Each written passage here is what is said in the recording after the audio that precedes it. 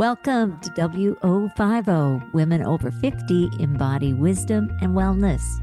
Hello, everybody. My name is Corrine, and I'm here with my BFF, Eddi.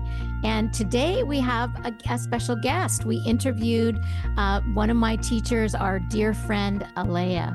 For Alaya's invitation is to meet what is here so deeply that separation cannot be maintained. When separation falls away, what remains is our true nature, open, loving, and free. She's amazing. She's amazing. And everything about this podcast I loved, even the search within myself. She brings me to tears lots of times in life. And the language is just, there is no separate person. There's one of us here. Great conversation. Yeah, it was amazing. wonderful. We hope you love it as much as we did. Yeah. Hello, Alaya. Welcome. Hello. Welcome, Alaya. It's so good to see you.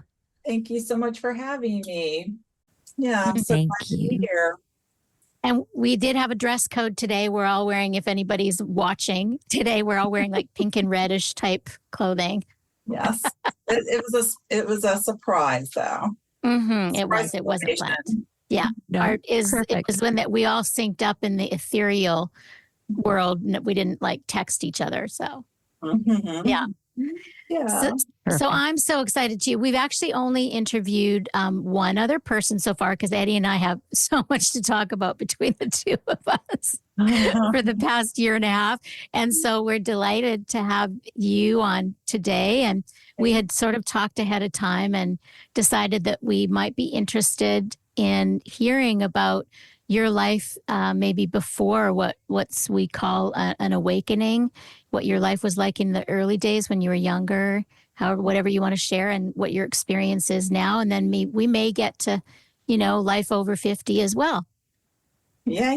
Okay. Sounds good. Hey. First memories. I mean, when you're really, it feels like it's kind of like a full circle actually.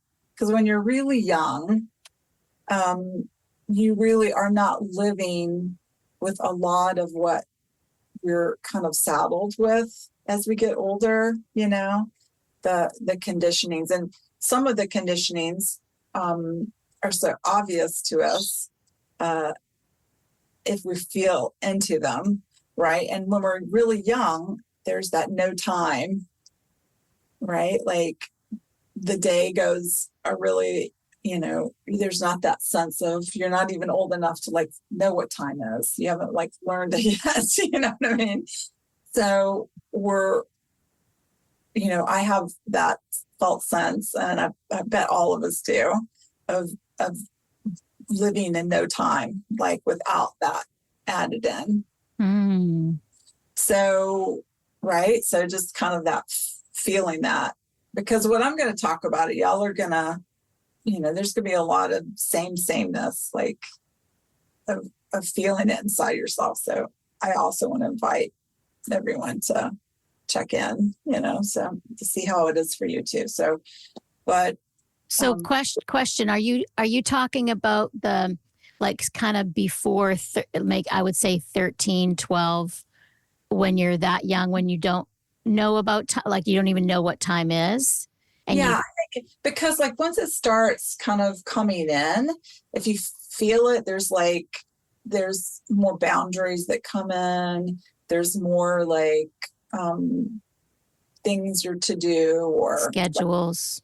You're kind of getting into another way of functioning actually, right? So maybe I can only just say for this, here, and that's seems like maybe like 6, 7, 8, and I think also about my children, like what I'm thinking of right now is them playing on the beach, and how their playing on the beach changed, I'm thinking about how it was, you know what I mean? Where you're just sort of like in the water and like, right? Like it's all present and joyful. And you also don't really have an identity that you're carrying around. Like maybe you have a name that you respond to, but there's not a whole lot else, like people are starting to like kind of reflect that. like, oh, you're really beautiful, or you're really smart, or you're really sad all the time, or I don't know, like, it's like, but prior to all of that, like when you're just this little person that's kind of unencumbered by a lot of like what starts coming in, and the way we function is that we think these are all like really important things to, and they are in some regards, sure. But it's just like how, I would say how they were kind of laden in my experience, and how it sort of diminished that presence, right? The aliveness, that felt sense of just kind of what's arising, and I'm going this way, or this is fun, or like, just kind of settling into that, right? Like, and then sort of as you get older, and I could say for me, as I got older, like I just started gathering things, right? And the gathering wasn't really a choice, right? Like you start school, you learn about the clock, and you learn about all these social things, like, and there were specific things that came for me because I'm Southern. I grew up in a Presbyterian church, so I started learning all those things. I was really young, so it was just kind of all this kind of gathering, and really sort of,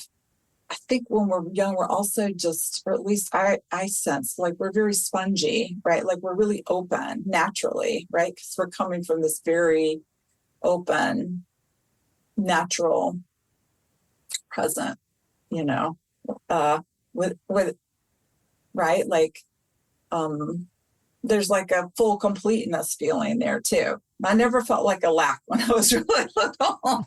Right. Lack, right? So, but the lack starts coming in, and then sort of that like higher, lower, like something I don't have and that I need. And so I'd say, as the years went by, that became, I wouldn't have known it because it just, but I would say now I would use the words burdened, right? Like, and there is like this kind of, you have to kind of feel into it. There are things that are really important to learn, right? That like is helpful, but there is a lot of things that are built on beliefs or, particular conditions, that are taught, like I'm just being born as a female or being understood as a female. We were kind of having a little conversation about this before we met. There felt like there was some trappings there, like even as I like felt different ways, you have the rebellious person, you have the like feeling strong and all this, and right. In my mirror, I was told to be very quiet, right? Or very following, right? And all of these kind of things. So, and very, very much so in my culture, in my immediate family. So that also layered my experience, right? So, yeah. And can I add too, like what I'm this is so beautiful to hear you. And I love how you started this full circle thing. This is so exciting. Yeah. And I'm thinking I'm going back to me as a teenager, from that freedom of 6, 7 to the incredible self-consciousness, whether it was because I had breasts early, pretty large breasts early, and how that was seen, and feeling very like self-conscious, and even feeling so self-conscious walking into a restaurant and who was looking at me. Yeah. And, all of those things are sort of like, I can feel now. I mean, I studied psychology in college, and, I almost went to get my master's in transpersonal psychology. So it was something that I became very interested in too. I also sociology and anthropology. I love all of that stuff. And it is like, in my home, like there was no starting my period, it was just a shock. I was just at school one day, and then it just happened, and I was like, oh, I was really young, so there wasn't like a peer group to talk to about it, and you weren't really in that. I think also our generations too, like, as I think there is, all of those kind of complicated pieces, like where you live, how your family really talked about it, like what was society saying, when I was growing up, that was, saying what was okay and not okay. And it's really interesting to kind of feel into it, because like as I have children now, they're a bit older, but I can see just society wise, I mean, there's still a lot of there's still a lot of what I saw when I was a kid, which is kind of shocking, but there's also a lot of more freedom, I think, too, more than what was available. Not, like maybe with what parents might be saying to their kids than say like what my parents were saying to me. Does that make sense? Just as, I mean, that is such a broad conversation. It would be kind of hard to, we could just, this right here, I feel like we could stop and talk about. Eddi, was there something you were wanting to say? Well, yes, Alaya, as you were talking about childhood, and you grew up Presbyterian, and I grew up Roman Catholic, and when I started my period, I thought I was dying. Like, there's a book under the counter you could read, or when I told my friend, I was like I'm bleeding. Like, what is this? Am I dying? She's like, oh, you could have babies now. I'm like, what? I don't want to have babies now. I'm 11, and I was such a little vulnerable, like you said, a little sponge that was just soaking up life. And now all of a sudden, all this information, what am I going to do with all this information? Right? Yeah. Absolutely. And the conditioning and the belief systems and all the things that are in place. And I'm going, it was actually some of the first moments of my life where I started to really question things, you know? Yeah.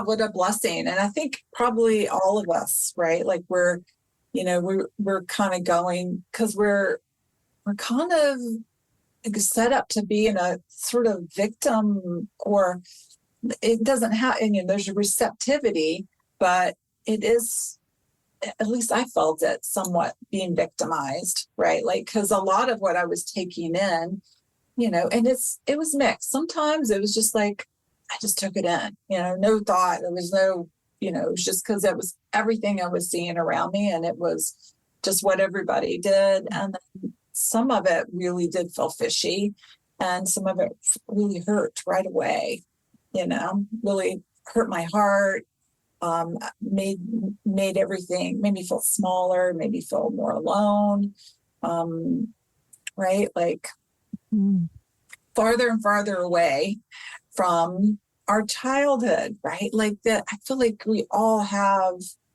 and what a blessing that we have that to kind of, that felt sense of our natural freedom there, right? That can really kind of pierce through, or just be poking at, or like simmering in there with all of it, But it's like just kind of the larger feeling of how, off that can feel in the body and in the mind, and or shut down we may be, so that we're not even connected at all, in that way to what, we've kind of drank the Kool-Aid and we're all in, right? And like I said, it's not all bad, but there is so much of it. Even if there's, I could tell, like, this is really good information. I'm learning how to change the oil in my car, but at the same time, I'm getting that I can't change the oil in my car, that somebody else has to change the oil in the car. Again, they're talking to me in a way that, like, I'm just kind of, what I mean? Subordinate, right? Like, so the whole thing, the whole layered information that I needed to know how to change the oil was given like so much more, right? Like to my system or my place or like what I'm supposed to be saying is me, right? That's like, right? I'm sure you guys probably have stories like that. I mean, so much of, and I just keep going back to that. Yeah, I mean, I actually took mechanics going right from there. I actually did take mechanics, but I was the only girl in mechanics. And they treated me special because I was the only girl. I was probably cute, and they would do a lot for me. But I did learn stuff too. But a lot of times I would be handing tools, so I wasn't empowered either. It was just like, you can see this programming of these genders and what you're expected and what you can and can't do and what you're praised for when you're good at. That was sort of right around that time. And when I was taking mechanics is when I started taking singing in school. I started taking choir, and people would be beside me and they would hear me sing in choir and they would all start turning around. Where's that voice coming from? And I got noticed and I got praised for being a good singer. Yeah. Yeah. And that started to become my identity. Mm-hmm. Yeah. Yeah. Yeah. Yeah. Yeah. Similar. Well, it's interesting. It's interesting because I would come home and win a ribbon, and Corrine and I would laugh about this, and my father would have the comment, "Oh, that's good, but you just remember, there's always better than you out there." Yeah. Oh, it's like humble pie, hey? Yeah. Yeah. Yeah. Yeah. Yeah. Yeah. But it doesn't stick. It doesn't stick like it did then. You know what I mean? This is the life. What do you mean? Well, it's just what used to stick. Now it starts to fall away. It's like, Yeah. So if we can go ahead and talk about that too, if you want, sort of like, so the accruing for me, and it became fishier and more painful. And can I ask you to describe what fishiness means to you? And did it feel fishy to you even back then when you're talking about teens, 20s sort of thing? That's a good question, because it's, I feel like I was tuned into like kind of more dramatic things, that were where I wasn't as, I feel like probably what I would feel in is like, not so consciously, but just, I don't want to do that. Right. Like, or no, that kind of, or yes, but I think what it would have looked outside would have been, I was a kid that maybe was more in the back of the class, quieter,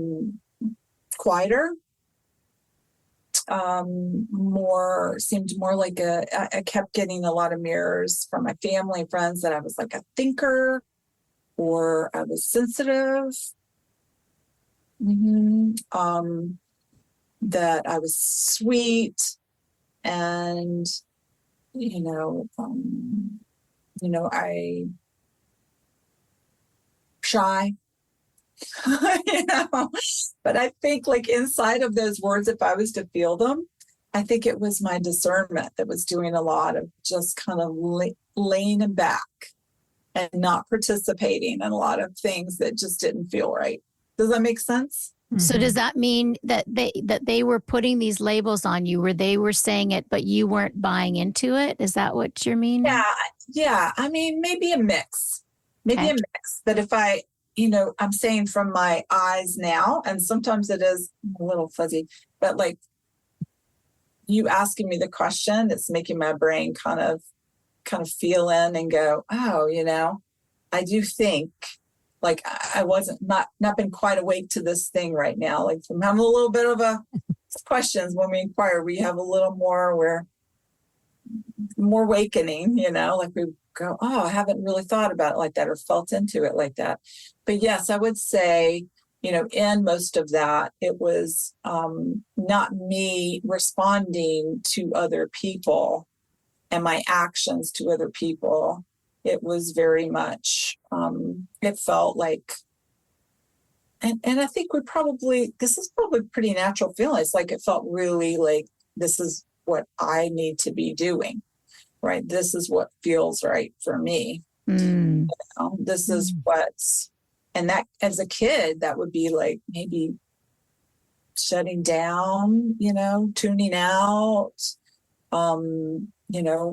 I used to do my hair like this all the time and like kind of space out. And I didn't know what that was now, but now I know that's a little bit like what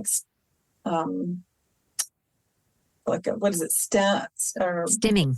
Yeah. It's like that. And I would just, it was just like a way to be in the environment and just be able to be there with what was happening, because I was not able to. Yeah. What do you guys, what's stimming? So stimming is a distraction. And for people that aren't watching the video, Alaya's twirling her hair as she's and looking up to the sky, like she's using it as a focus method. Yeah. She reminds me of me. Like everything you've said, I'm just like, oh my gosh. And I know there's tons of people listening that are getting this, because, this is beautiful. I love where this is going. But stimming is the term of how we distract ourselves. And a lot of kids, are diagnosed, in the neurodiversity lane, that are neurodiverse, ADHD. They have stimming things. They go to different parts of their brain to, whether, for me, it was picking my fingernails or flicking them. And I still flick them. I drive people. She does all the time. It's picking, like, and I'm thinking, right? But I'm flick. Poor old Strat drives him nuts too. So, but it's beautiful because it's just that brain, right? How we're and we're using and it's like we're in it felt like even if it's conscious, it's a hostile environment, or we're needing to like kind of rebalance, right? Or we're needing to, and so I'm sure, all that kind of stuff wasn't really online as it is now, and there still needs to be a lot of support here, even as we're sort of unfolding. But like, as young people have neurodiversity or have coping skills that are basically saying, I'm stressed, or I'm having to like recalibrate here. And so and it was a soothing technique, and also really sort of almost checking out, kind of like maybe the way some people, and it's not that I didn't use this also, but like fantasizing or daydreaming, or this one was just no story. It was just kind of like it has just sort of a vacant kind of, but it feels, I think in that time it was really good medicine, it felt like. And then my parents would like kind of, you look like you're a helicopter getting ready to fly off, right? So it was not even really valued for me, right, in that way. Or there was shame, so it was hiding it, those kind of things, or maybe a little. But actually I think maybe I didn't hide it that much. I think I just kind of kept going, actually. But I did feel it. I did feel what the comments, but it seemed such a necessity for me. And that was just one flavor, like sitting in the back of the classroom, or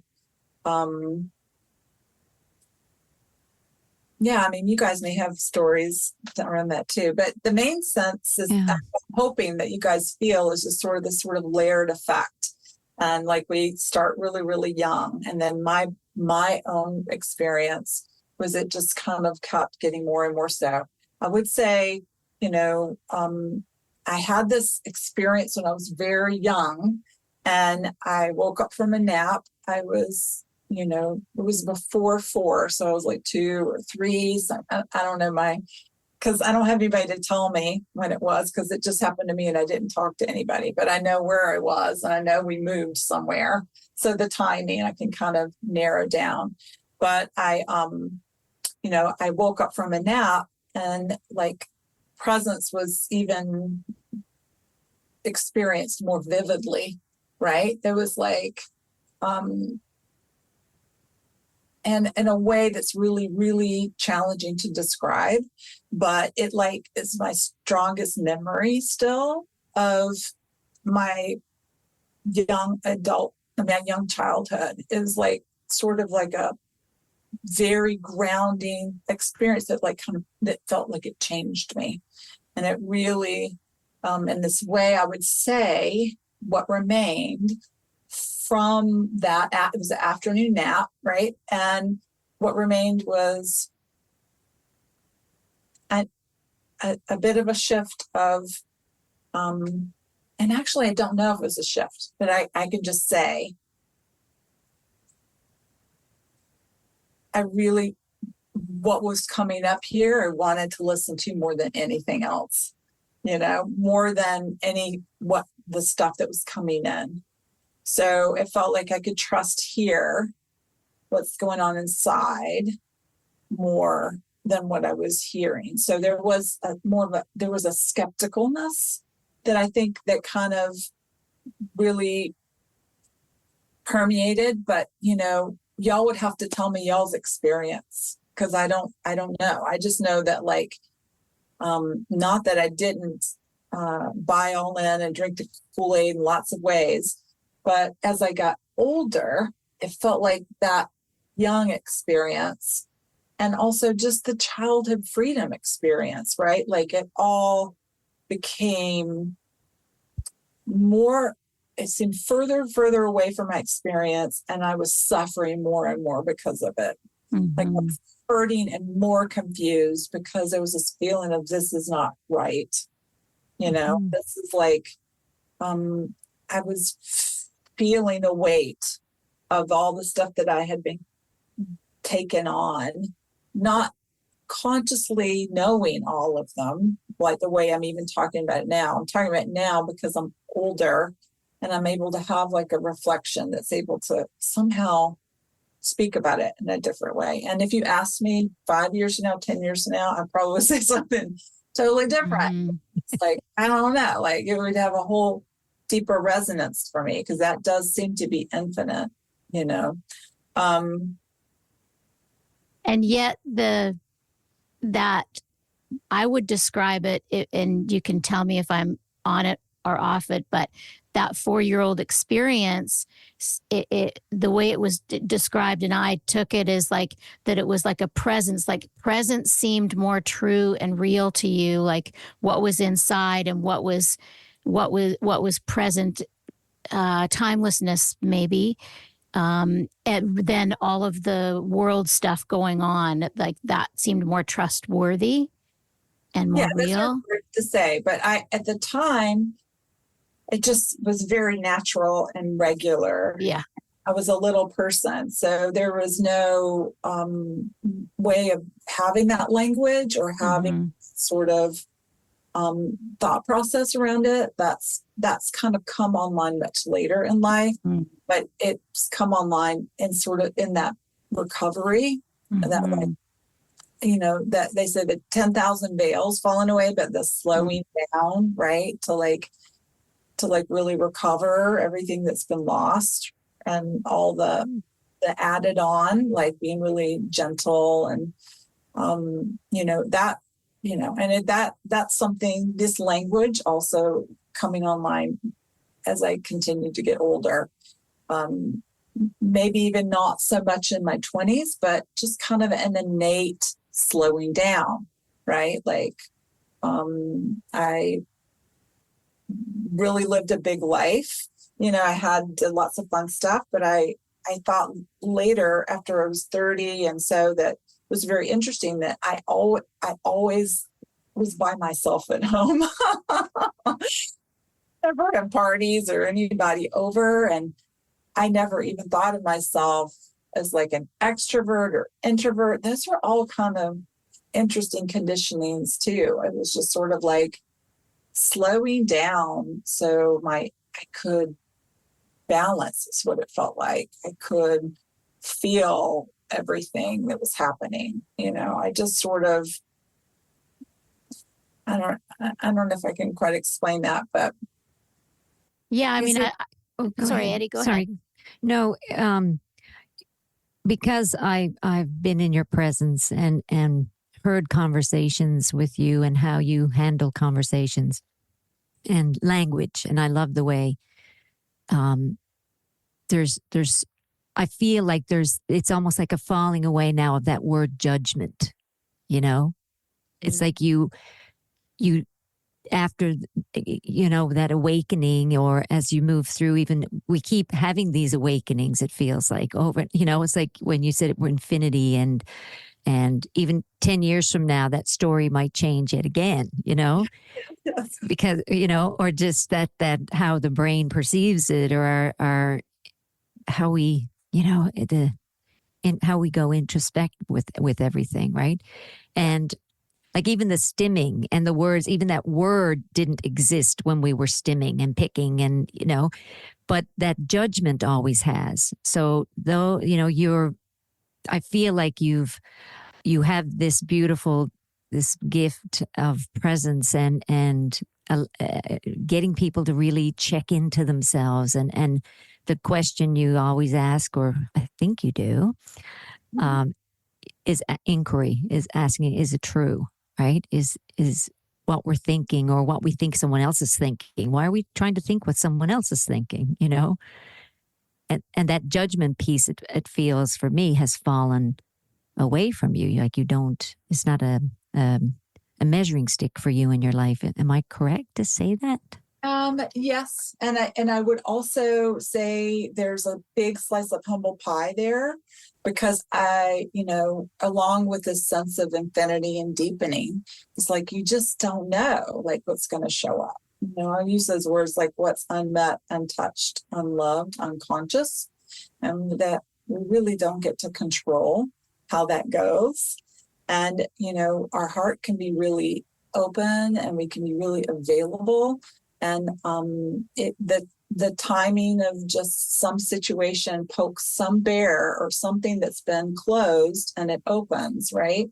But the difference is like, if we're not open, right, then we're creating maybe more judgment, right? Like in all kinds of ways, like, oh, I'm bad for feeling that, or like, I don't know, like you can just feel like the million ways that we sort of can just double down on judgment and superstition and all these kind of things. But like when we're just naturally open, like this child, right?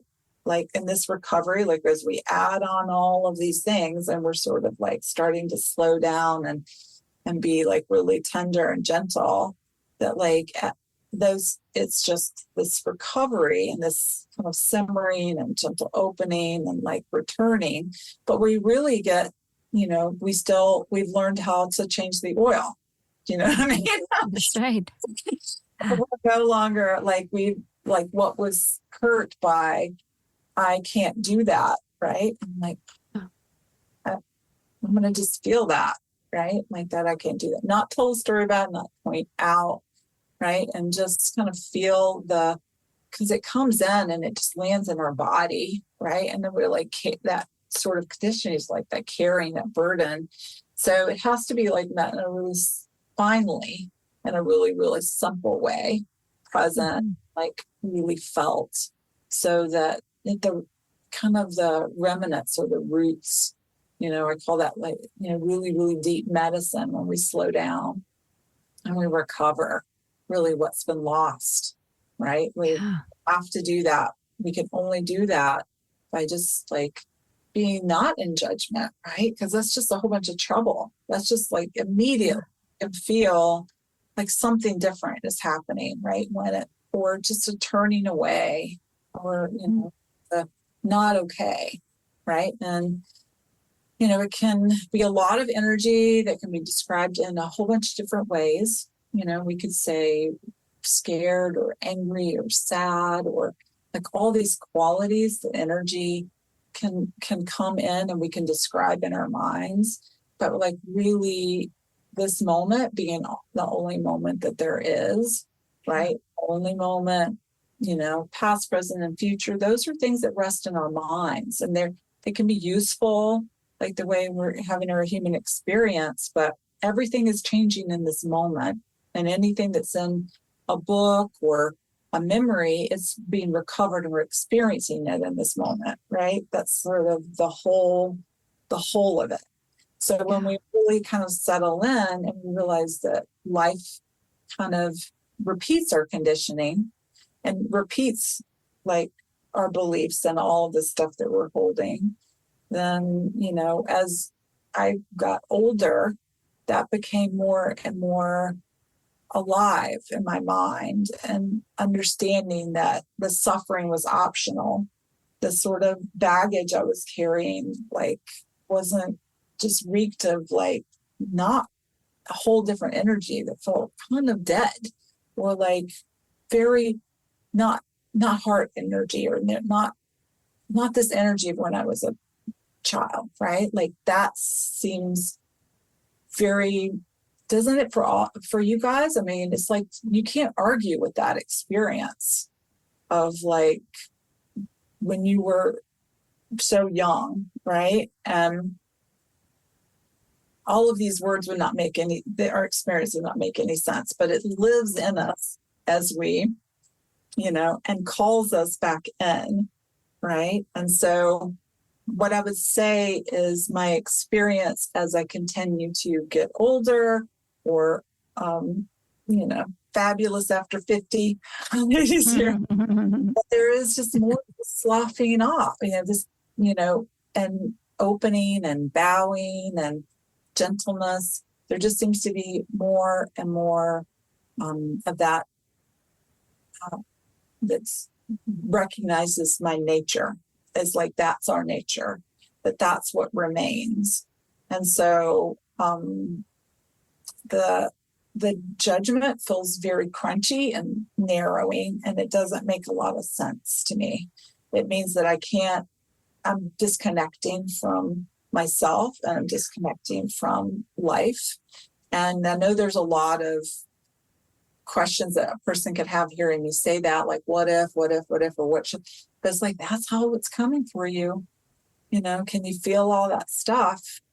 Because like our intuition or our inner guidance or our common sense, right? Like we're feeling, that's where, I mean, it's not even a choice for me anymore, because it's just our nature. Do you know what I'm saying? And so, yes. Yeah. And so it changed everything. If I had you in a hall up here now in Newfoundland, Canada, and I put you on a stage and anyone could ask you anything and they could write it on a note, okay? There's 3,000 people. I would say there's 2,999 questions that ask you, what does awakening feel like? How can I do it? How can I fast track this? Yeah. But inside of it is, isn't it? Inside of it is our true yearning. It's what everybody really, really wants. They're going to come back to this like really simple, open, flowing presence.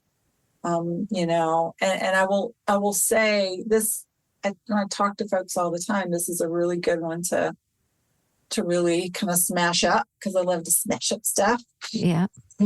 Is that, I don't really like to use the word awakening, and it does come out here and there, but but the felt sense of it is really, it's a good word, not like as a destination, but just like when you're like having that, I see that fully, like that light bulb that goes off, right? That feels like awakening from sleep, right? Awakening from like confusion and dark, and then there's like clarity that's like fully felt, not like a taking in a belief. It has that whole thing that we're really built to function as, right? This kind of boundless, infinite, open clarity and living wisdom that we are. Like, that's not something we have to learn. It's just our innate nature.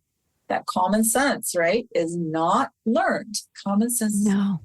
Yeah. It's that true nature of we get so far away from the child. I read a statement that said it takes almost 100 years to become your child, you know, to find your child, to find within. And so that's why, like, the falling away of the words, because my whole life I've read every book. And there's a word in, right? We feel like there's every book, and I'm a lifelong learner. So it's more, right? Like, it's just more added on, right? Like, could maybe change the story for better, but you're still left with the extra. You. Yeah. You're still left with you. And that feeling, right? It's like, we know when it doesn't feel right. Like and one day, you know, there's a lot of people don't have grandkids out there, and lots who do, but it's that feeling. And we're not going to, you know, I'm from this generation. There's 5 of us now still alive. My mother, my daughter, my aunt, there's 8 of us in this time in our life. What my mother has taught me, I haven't taught my daughter, and my daughter hasn't taught her daughter, and so on and so on. And it's, you know, we can extrapolate a lot of stuff from all that we've learned, but we're still left with the feeling, right? You know, the words are gone. It's like there's no words left anymore in society to describe anything. It's like, and I keep, and with my own daughter or my granddaughter or my mother, I'm like, well, how do you feel? That's what I keep coming with, is how do you feel? Because now I can't say, well, this is what I've done, but it's now like we're going inward with, you know, and this is what I guess you have so much in there to share. I just want to get your feeling on that, like that feeling that we're trying to dig deeper, and our true nature and the layers, you know. Are we getting? I mean, you're also talking about living mystery, right?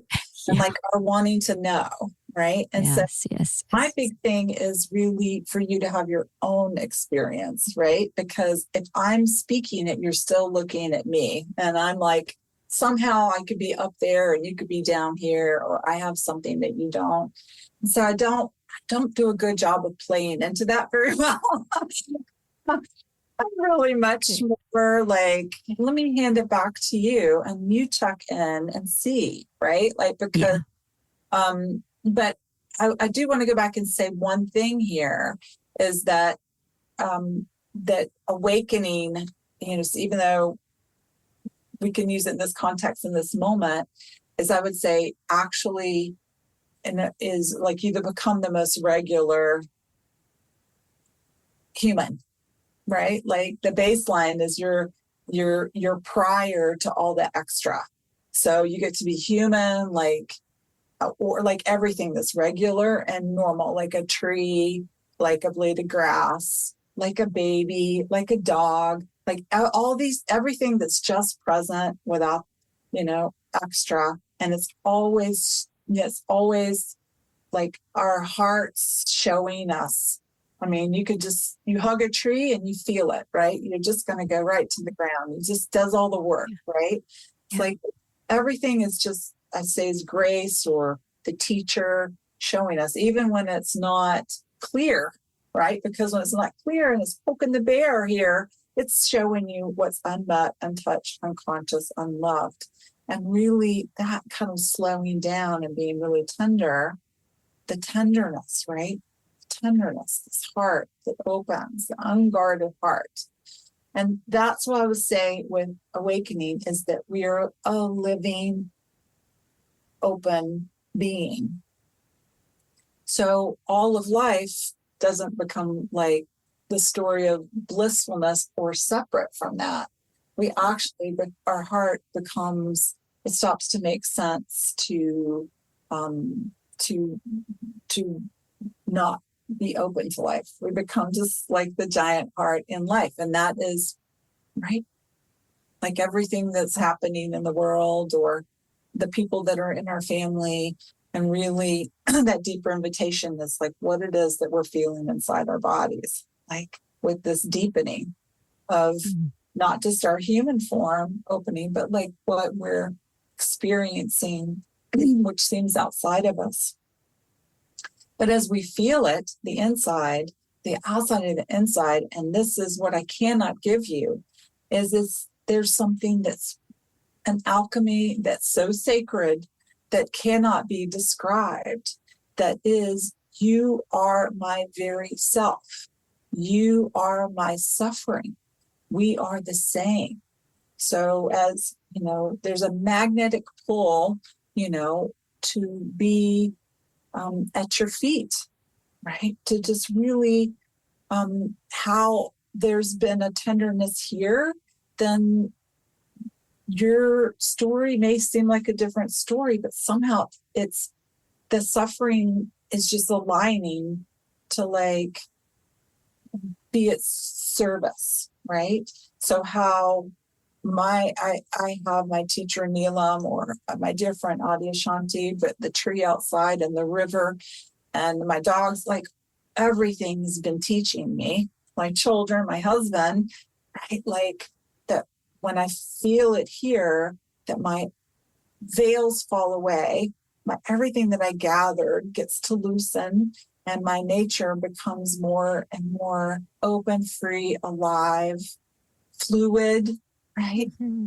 But I'm returning to the way my form came into the world, right? And it's like a death before the death of the form. Do you see what I'm saying? Because we can't carry it when we die. We're all going to die. So we're going to go to our deathbed, and all this stuff is not going to be able to be, right? And who knows? We don't have to talk too much about that stuff, but like how that goes. But this sense of like it will just remain, right? We just have to, you know, the suffering here in our life. And why not just slow down and let the softness in, right? Just because it can't remain. And none of this stuff, you know, as it's given to us, it has the energy of boundaries. It has the energy of like our human condition is like wrestling energy into like these small experiences and creating a brain that really can just think it's separate. Yeah. It's so interesting what psychologically we can do, and like what is our human conditioning can kind of create very, I mean, it's amazing. But it's all further and further away, right, from this simple, present, alive functioning that we are, right? We're caging and trapping ourselves, right? And this dimming down, and it's getting squeaked through. Like maybe we write a song, or maybe we, you know, we'll somehow get open and things kind of pass through that are more unencumbered, and we can feel the aliveness, and we're like, right? But it's our nature, right, to just always, you know, even in what seems what appears as all the varied experiences of life, right? And then we also, I would say, what's different before and after is this aliveness, the experience of deadness and aliveness, and how it's kind of really that judgment and just sort of, you know, ends this sort of higher, lower, you know, saying that like, you know, this opening to what is like the great equalizer. So then everything really, what seemed like it was better at like that flower that's really beautiful and full bloom is like the perfect flower.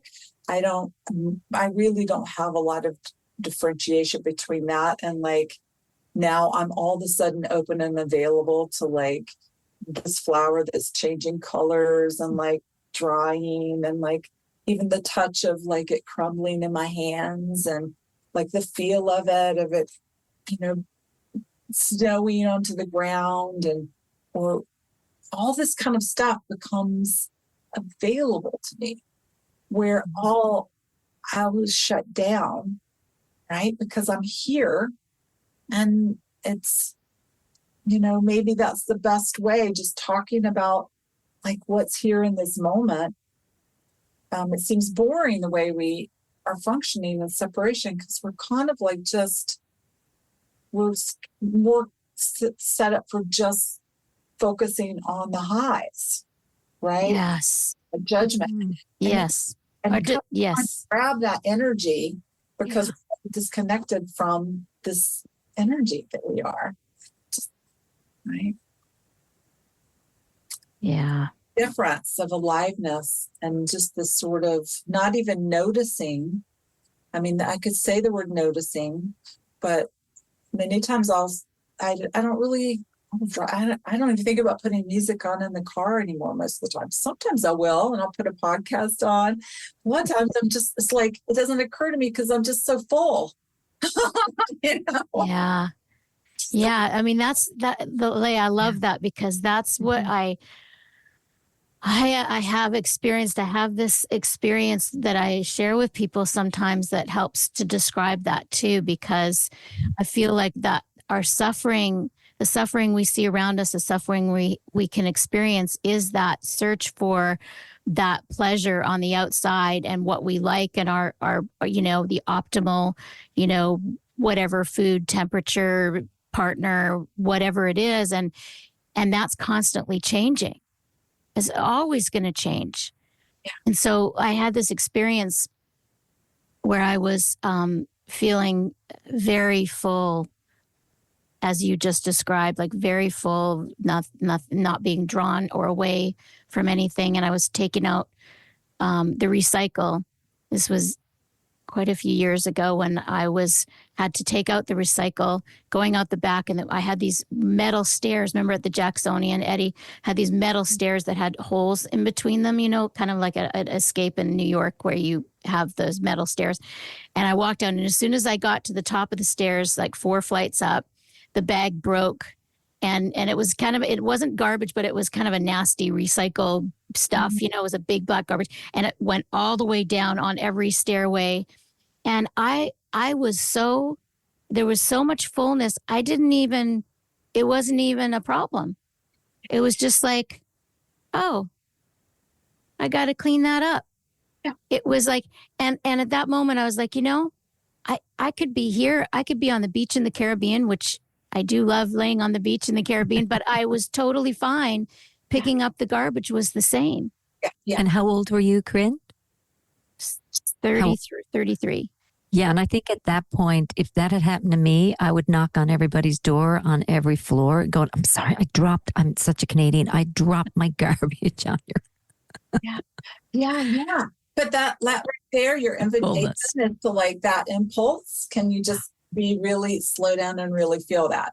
Doesn't mean that you still maybe wouldn't do that. Who knows? But if you slow down and really felt it and see, right? Because the way Corrine's describing it, that you're doing a great job of that is what this experience. And it's really, that's just it all the time. That's just action, right? Yeah. It's like we're loving what is. And it's even less than that, I said, it's less, because we don't even have to let go. I am loving what is, right? There's just loving. Yeah. This. Has it gotten easier after 50 to love what is? I like maybe the word deepening. Yeah. And saying, instead of saying easier, or that feels like there's softening, then that continues to be a deepening and softening, a tenderizing. An ease? You find more of an ease? Flow, yeah. So I would say just openness, openness. Like it's, but also like not really reflecting on anything, because it's just too much. like that. It can be like if something needs to happen that way. So I don't know. Like I like to say the story like my dad passed away about 6 years or so. And it was there was a whole lot that felt like I could have said no to in the process of death. Like he was really beautiful to me. And it was very, my brain was just like, what was this so beautiful? Right? Like his skin was changing, you know, was like on his, at the very last few days. And it was just amazing that it was so beautiful. But then I would say after a few years, I was starting to have like my sister talking or something. And there were like unlocked memories that I really had as part of that safety when I was a kid.